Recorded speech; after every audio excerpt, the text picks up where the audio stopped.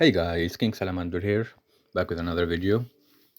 Today I'll be breaking down UFC St. Louis, Derek Lewis versus NASCIMENTO, that takes place in a few hours.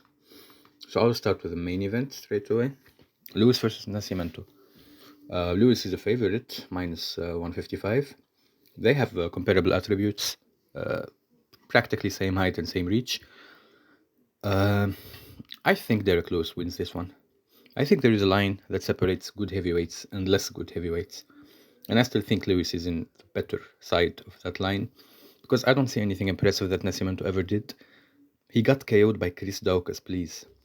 That's just not possible. I don't remember any Chris Daukaus wins. He's the guy that always gets destroyed. So yeah, aside from that, I know Lewis has been TKO'd a lot, submitted. He had a lot of losses lately. But I think last two fights, Lewis has been better. He says that he took the Jailton fight with two torn shoulders. Believable. Says he's in great shape now. Apart from what he says or not, I don't think Nascimento has what it takes to beat Lewis. He won't take him down. Even if he did, I think Lewis easily gets up. This is the kind of opponent that Derek Lewis just stands up from the ground against, I think. I think Lewis will start explosively and get the first round knockout because Nascimento doesn't have what it takes to counter him or like get in a shot faster than Lewis, which made him lose those fights against Tuivasa, against who else did he lose to? Cyril Gane. Yeah, I think Lewis knocks him out with some flying shit. Lewis by first round KO. Moving on. Co-main event. Buckley versus Ruziboev takes place at welterweight. Buckley is favorite minus 150. Ruziboev plus 130. So Ruziboev is 6'5" versus Buckley who's 5'10". 6'5" in welterweight. We have just another fighter, just like that, in Trey Waters earlier in the prelims. But Rizibov is he's a little bit thick, At least Trey Waters is extremely skinny, but Rizibov is very, very huge for this weight class, I think. They have the same reach, though, so the height really doesn't mean much. Weird how they have the same reach at 76. So I think the new Buckley can get it done. I think Buckley is improving steadily lately. Of course, the Luki fight practically doesn't count. Luki just can't fight anymore. But aside from that, I think Buckley is strong enough to keep Rizibov away from him. Rizibov has a lot of finishes by submissions. He's a great grappler. Striking wise, nothing really impressive. I don't think either fighters will get KO'd or caught with a big shot. No. I think Buckley gets a decision. He'll be stronger than Rizibov in the clinch, I hope. And I think striking Buckley gets the edge. I don't think there will be any knockdowns. I think it will be pretty measured fight because Buckley will not be crazy enough to go. He won't go crazy anymore. He doesn't do that practically. He just beats people convincingly and little by little these days. Buckley gets the unanimous decision, I think. Down the card, we have Carlos Ulberg versus Alonzo Minifield, light heavyweight. Ulberg is taller, 6'4" to 6 foot for Minifield, and 77 to 76 reach, comparable reach again. I think we see an upset here. It will be a little bit hard, but I think Minifield gets this one. He's the underdog. I think Minifield will take Ulberg to the ground and finish the job by there. Or he will just make it ugly on the feet and catch Ulberg by some wild hook or something. I think Ulberg struggles versus good chins. I think Minifield has a good chin. Remember the Nzeshukwu fight for Ulberg didn't go well for him because Nzeshukwu just ate everything and made it very sloppy and just caught him again and again until he finished him. I think Minifield can do the same here. Although Minifield is really not that reliable, he lost to William Knight. That's a disgrace in itself, but I have a feeling here. It's more of a feeling, but I will stick to my guts that Minifield will catch Ulberg, either TKO on the ground or he will catch him in a sloppy exchange on the feet, which is unlikely. I know Ulberg is a great kickboxer, but I think Minifield somehow will get it done. Before we move on, the last card, the 301, I got 13 out of 14 right.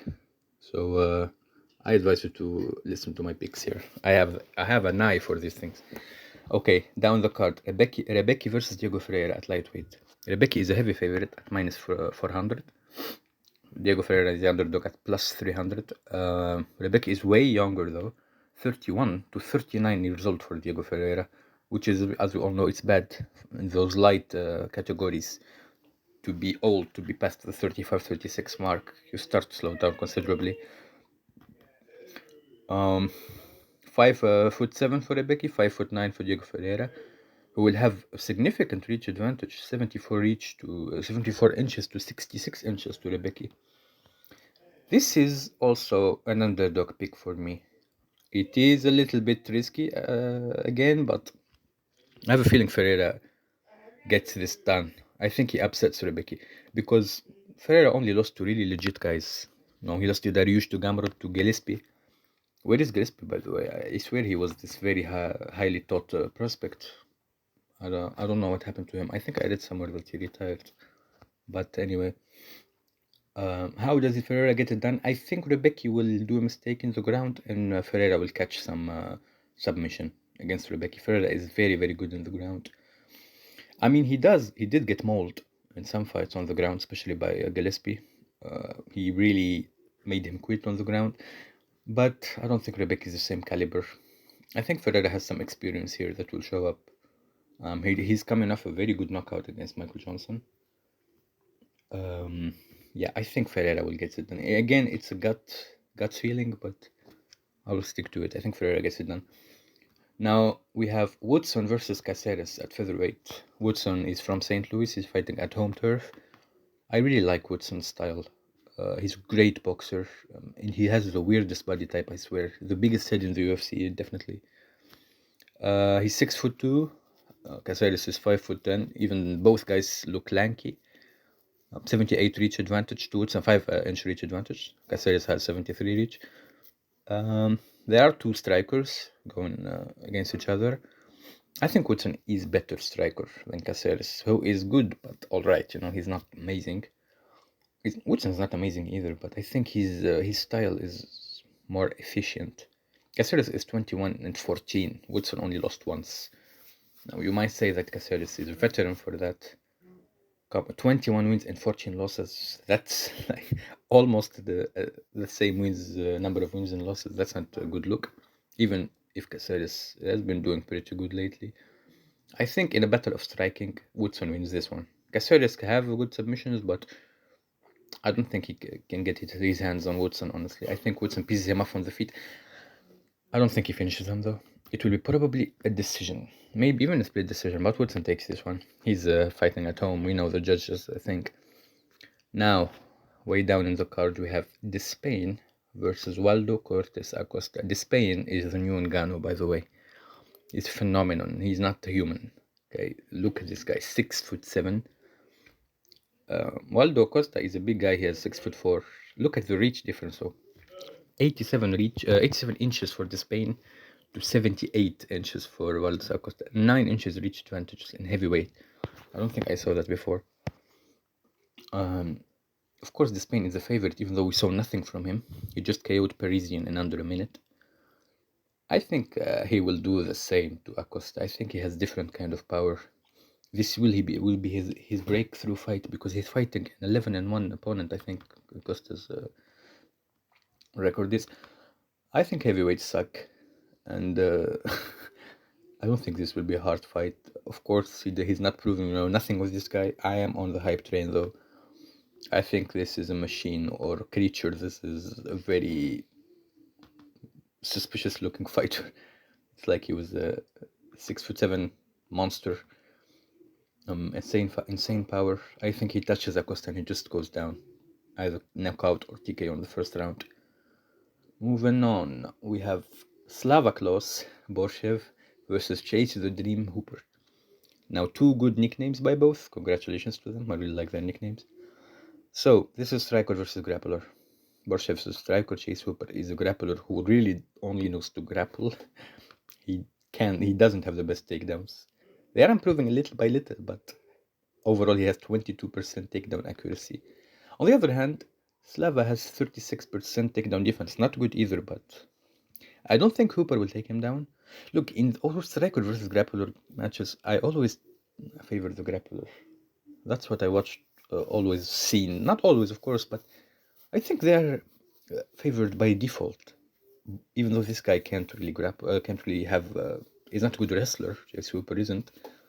But I think they will be like having some weird exchange, and Hooper will clinch him and get some weird climbing on his back and get a rear naked choke. I really see it going like that. I like Hooper though. I am biased a little bit. Borshev is good, but he's not great. I think this is a good chance for Hooper to win. It's not that terrible of a matchup, even though he suffers against strikers. But I think this one will be different. I don't have any proof except that Borshev's takedown defense and grappling defense is not great. So Chase Hooper does have a chance, and I think he will take it. Now, moving on, Ribovics versus McKinney at lightweight. I mean, look, I take McKinney by first round KO. Even though Ribovics never got finished, he's a scrapper. He wants the fight to go on. McKinney definitely doesn't want the fight to go on, because McKinney, if he gets out of the first round, he loses. He will fade. If he chooses to wrestle, which a lot of people are saying he will fade if he doesn't get a finish, because the wrestling will tax his cardio a lot. I think McKinney will steamroll Ribovics. He will go all in from the start, and he will find this chin, I think, because he hits really hard. First round knockout for McKinney. Before that, we have Ricci versus Torres at strawweight. So Torres came off layoff from birth. She didn't fight in a year or so. Ricci is 4-1 in her last 5. They have same attributes, same height, same reach. I think Ricci will be the fresher fighter here. She'll probably get a decision. I think she takes the first round due to Pennington being a bit rusty. Then the second round, Pennington will pick off the face. Maybe she takes the second round, and I think Ricci will have the cardio edge in the third round. It will not be an interesting fight, guys. I don't expect to see a lot of great stuff, but I pick Tabata Ricci. Before that, Trey Waters versus Billy Goff. This is a great fight. It will be a striking match. Sorry. Trey Waters, 6'5" at welterweight. Great head movement, good precision. He strikes, tends to keep his hands down. Very risky, I think, versus Billy Goff, who is very gritty and tough, and he just keeps moving forward. I think Goff will take the center of the octagon, and I think he will find his chin somewhere in round 2. I pick Billy Goff by TKO. He's underdog. TKO round 2. Before that, Jake Hadley versus Charles Johnson, the St. Louis guy again, at flyweight. I think this will be a close decision. Probably for Charles Johnson because he's at home. It will be probably a low volume fight, but Johnson will probably push the pace a little bit more versus Hadley, who doesn't really present that much of danger anywhere. I think Johnson gets this one. Now the first fight, Veronica Hardy versus JJ Aldrich at flyweight. I really like Hardy's style. After the long layoff she took, she mixes it up really well. She is small, but won't be very much smaller than Aldrich. 1 inch difference. I hope for Hardy to win because I like her style. Aldrich can be used some like clinch stuff. She should clinch up. She should use her strength because Hardy is kind of weak in the clinch. Pretty easy to get taken down. If he stays on the feet though, because it could, we never know with women MMA. Hardy will take the win. I have no doubt about that. I think she's better than Aldrich everywhere. Even if Aldrich clinches up against her, try to dominate her physically, I think she won't do much with that. I pick Hardy to win unanimous decision. So those were my picks. I hope to get 11 out of 11 or 12 out of 12. Sorry, there was a fight that fell off. The Jusei fight fell off. Yeah. If you like the content, please like and subscribe. And see you in another video.